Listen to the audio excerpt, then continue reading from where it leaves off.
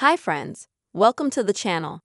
In this video, I will tell you and show you how you can easily reset YouTube recommendations on your mobile devices. Please subscribe to our channel, put your likes, write your comments at the end of the video, and let us get started with you. First, open the YouTube app. Next, at the bottom, click Here to go to your page. Then at the top, click on the gear. And here go to your YouTube credentials. Then scroll down until you find the YouTube Watch History control. Click. And next, you'll see Delete. Click.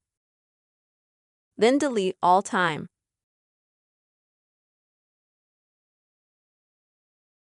And then click Delete again to confirm your action. Alright.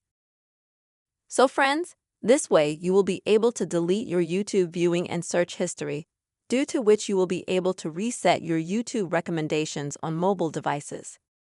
I hope this video was helpful for you.